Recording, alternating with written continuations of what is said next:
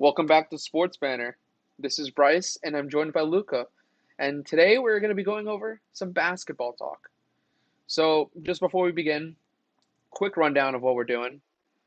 First, we're recapping the games from last week, which I recommended y'all to watch.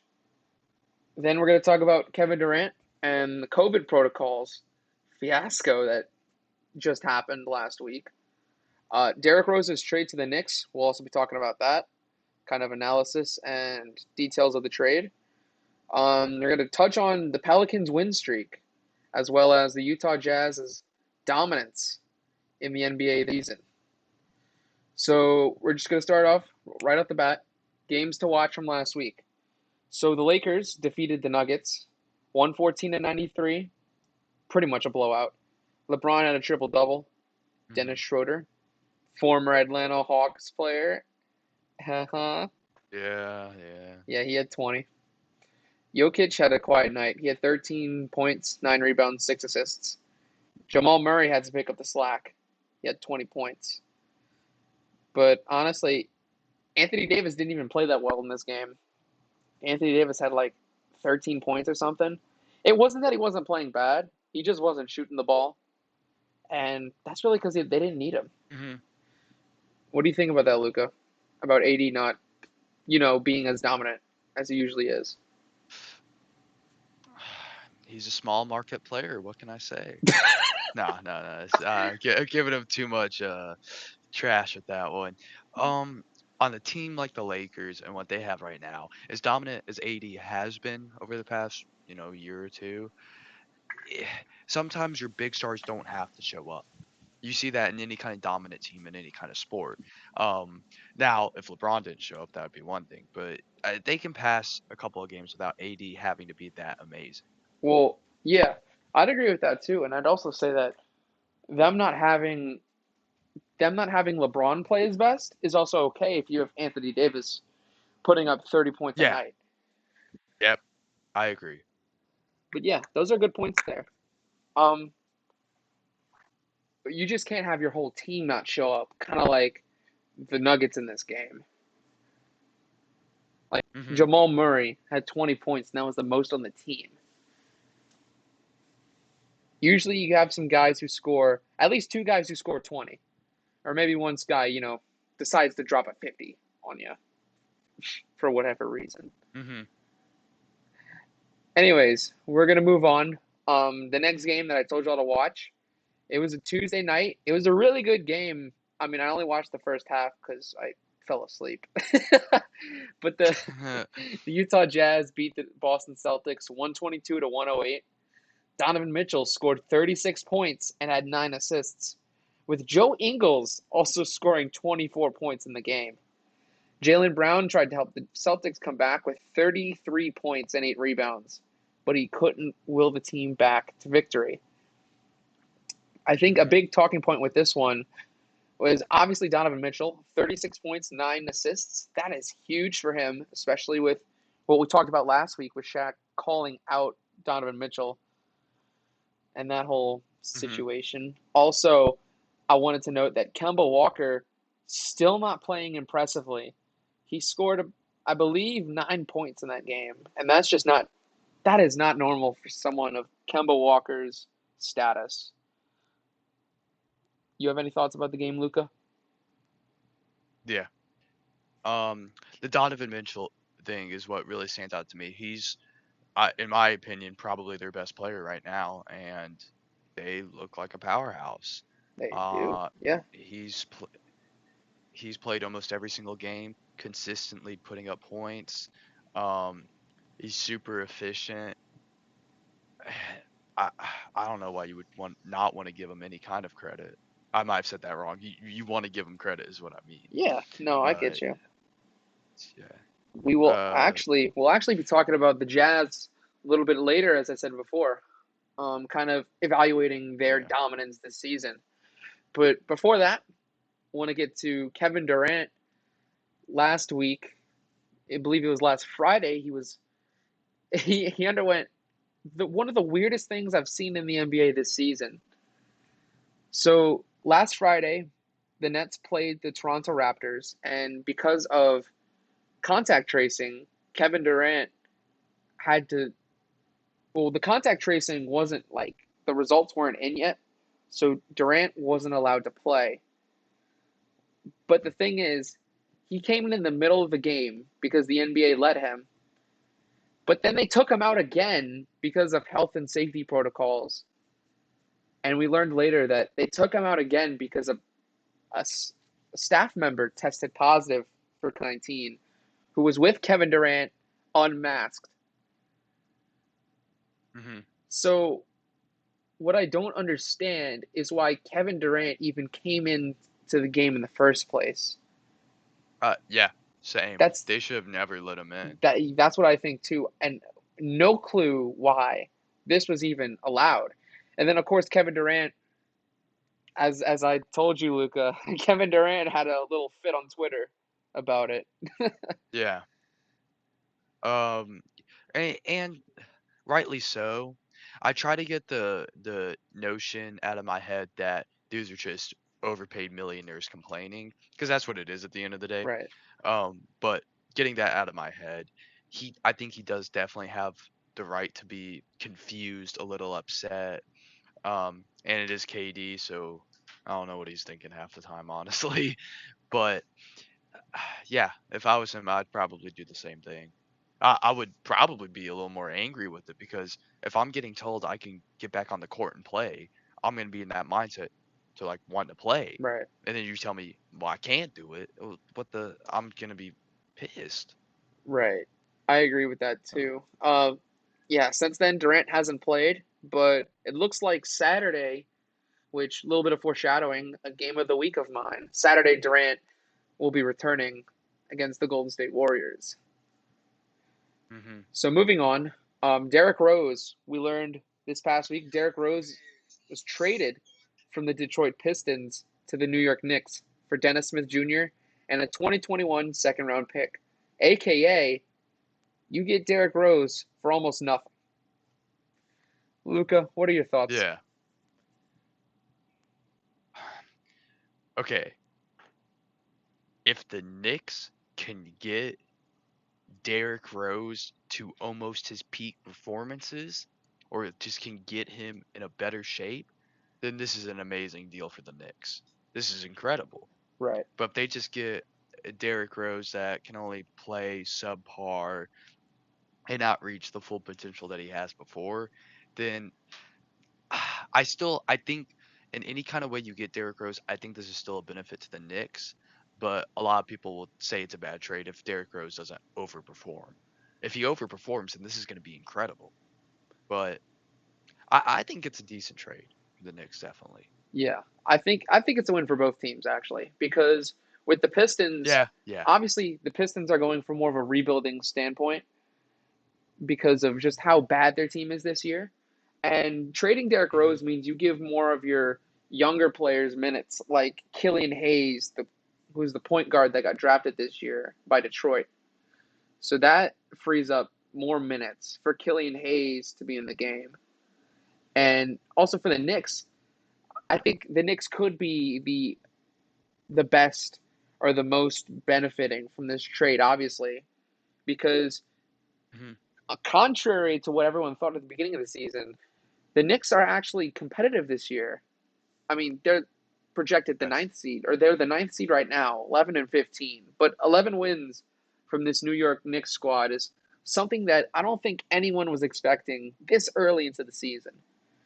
And getting a player like Derrick Rose, someone who's had a good a good reputation with the Knicks coach now, Tom Thibodeau, Hmm. I think that this could be Yes. a very beneficial a very beneficial pairing for this team. And the thing that puts the Knicks over the edge here is that they only traded away a second round pick. But if Derrick Rose performs well this season, it'll be that the Knicks will definitely have won this trade. But if Rose Yeah. continues to look how he is, then it's a decent trade. I mean, you didn't lose much for getting Derrick Rose. You just kind of traded for the chance to get up into the Eastern Conference playoffs. Hmm. So that's just kind of how I see it. but good stuff all around. Yeah. Now, if you will allow me for a moment, Luca, I am going to be fanboying over my New Orleans Pelicans. So, Oh, okay. I'll hang on. I'll allow that if only I can have my own moment of fanboying afterwards. all right, I'll let you talk about the Atlanta Hawks after we talk about Yeah, the yeah. New I don't know Orleans how much fanboy. Pelicans. Yeah. So, if we forget that tonight even happened, all right, it was the back-to-back night. Pelicans, they lost to the Chicago Bulls. But when I wrote up this whole talk, uh, that didn't happen. So we're just gonna pretend like it didn't happen. Pelicans were on a 4 game win streak, and I just want to read off two players that I think were very, very influential of this 4 game win streak that just happened. Two players: Lonzo Ball, Zion Williamson. Lonzo Ball in the 4 game win streak averaged 17.3 points. He shot 57.35% from three. Lonzo Ball isn't that good of a 3 point shooter, but he's Yes. been on a hot streak. And I'll add this in here tonight: 21 points, 7 rebounds, 4 for 10 from three, which it's lower than he's usually been shooting, but still 21 points from Lonzo Ball. The man usually averages 13 and a half points. Lonzo's looking more Hmm. aggressive. He's more active off ball. And given by tonight's game against the Bulls, he's also racking up a lot of assists as well. So I think that Lonzo Ball, especially because this all started because our our executive, I think it's our executive vice president, David Griffin, put out trade rumors about Lonzo Ball. And so because of that, I think Lonzo Ball was more motivated to play better so that he wouldn't get traded away. Yes. Especially though it's a contract year for him. He wants to get paid by some team, any team, to pay him the max contract. So I think this is good for the Pelicans because Lonzo Ball stepping up his game could potentially mean a good trade, or it could potentially earn him a max contract with the New Orleans Pelicans. Who knows?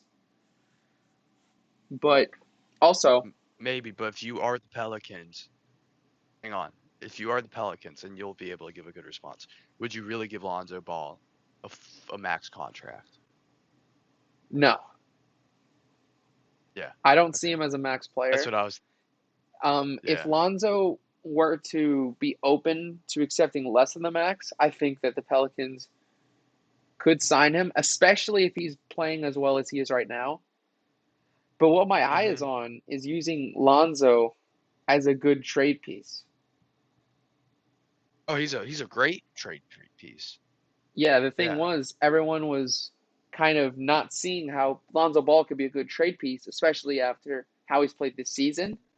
But given this Hmm. good play, if we do trade Lonzo Ball, we could get some good value for Lonzo Ball.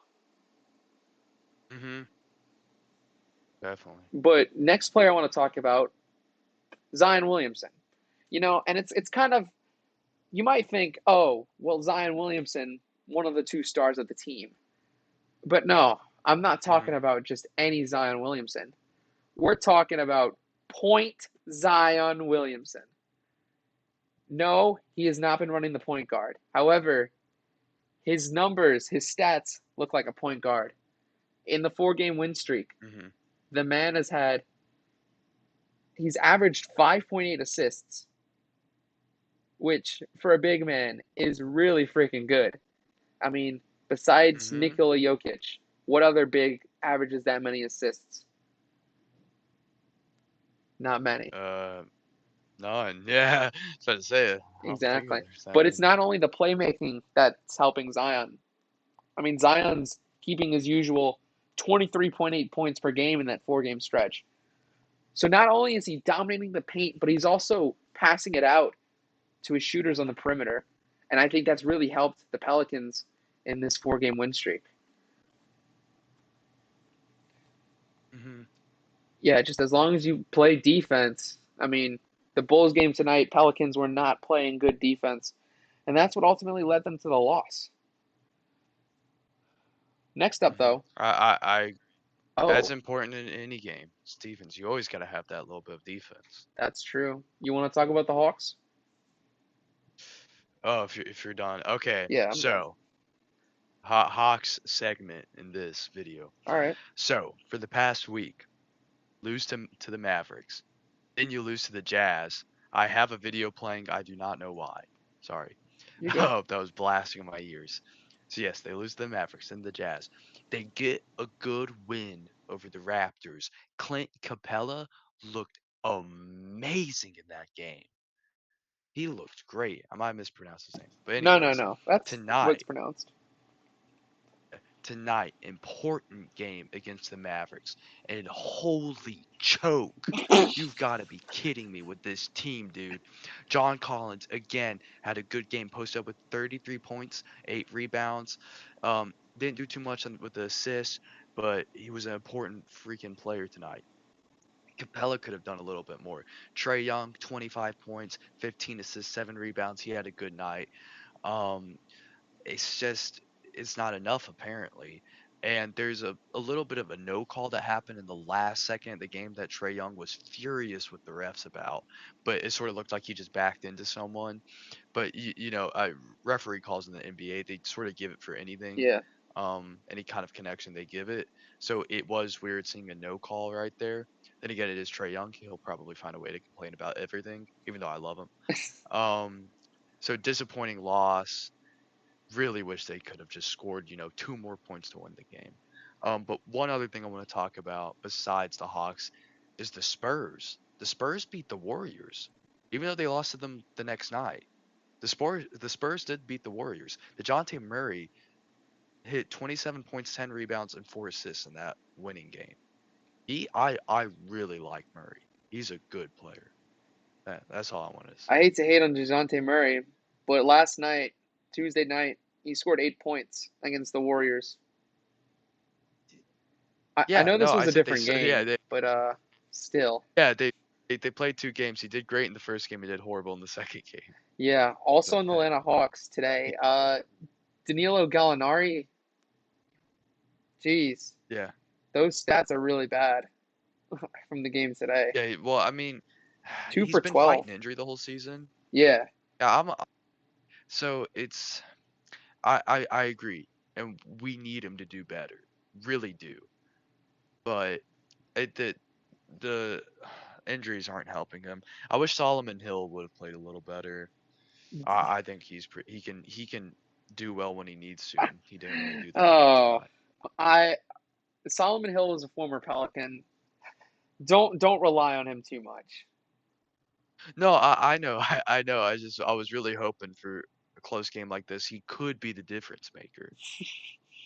Yeah, Solomon And the new Hill's guy we got, he's good for defense, but um, that's about it. the new guy we got, Ukongwu or whatever from the Yeah. draft. He didn't play a lot tonight, and he didn't look that great. Hopefully, he'll improve. He's new. I'm sure he'll get Oh better. yeah, definitely. Yeah. I mean, you got to give rookies some time. Yes, Not definitely. everyone can be a Luka Doncic or a Trey Young. That's true. That's true. But yeah. Moving on. Moving on. Utah Jazz. Just want to talk about how they're a truly. I I wanted to ask you, Luca. Do you think they're a true title contender? Do you see them making the NBA Finals this year? I don't necessarily know about the finals, but I can definitely see a playoff run with the Well, team they have and Donovan Mitchell yeah. and Jordan Clarkson. Hmm. You got Mike Conley. I've seen some highlights of him over the past couple of games, like legit, Hmm. and I really like him. I really like him. Yeah. Um, I think they have a chance. Looking at their overall stats with their whole team, they have the talent on the court and on the bench to definitely to go far. Do I see them in the championship games? No, I not this second, not right now. But maybe I'm a couple weeks from now, I can maybe see it a little better. Yeah, That's I my think opinion. I think that's true. I mean, I just think the Jazz, they have been very impressive this season. They won 15 of the last 16 games. Number one seed in the West. Hmm. They're led by Donovan Mitchell with his 24 points per game and a career high 5.1 assists. Then we got, of course, another important player for the Jazz, Rudy Gobert, and his $200 million contract, Hmm. 13.5 points per game, 13.5 rebounds per game, with 2.7 blocks. Pretty much normal stats from Rudy Gobert. But I think the thing that is kind of elevating this Jazz team is their 3-point shooting. They're number two in 3-point shooting percentage with 40.2%. They're behind the Clippers in that. But also, their calling card is their defense. Third least points per game allowed, behind the LA Lakers at number two. And wouldn't you know it, Hmm. number one defense in the league is the New York Knicks. Knicks. Yep. That is crazy to that is crazy to see. It's crazy to even say that. But do I see the Jazz contending for a title? Like I can't see them making the finals yet. Although they have great Hmm. players, I think if Donovan Mitchell continues this tear and the team plays good defense, they could. But just right now, it's hard for me to see because we've seen teams like the Denver Nuggets look very impressive in the regular season, only to get bounced in the playoffs. Yeah. So we'll have to see on that. But before we end this, I have two games of the week, games to watch. First, it's going to be Thursday night, the February 11th, on TNT, 9 p.m. Central Time, 10 p.m. for you Eastern, your East Coast folks. It's going to be the 76ers, the first in the East, versus the Portland Trailblazers, who are still the fifth in the West, even though McCollum's injured. But I think it's a good game between two very talented teams. Obviously, Hmm. 76ers, one of the best, another quote unquote title contending team.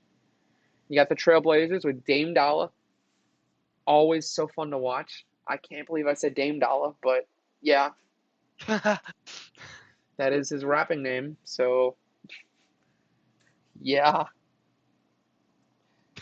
And then I alluded to this earlier in the podcast slash show, whatever you want to call it. But Brooklyn Nets going against the Golden State Warriors on a Saturday night, prime time on ABC. You don't want to miss those prime time ABC games It's, on Saturday nights. yeah, I might actually watch it. Yeah, Kevin Durant Hang set on. to come Hey, back. What's up? what's your score prediction?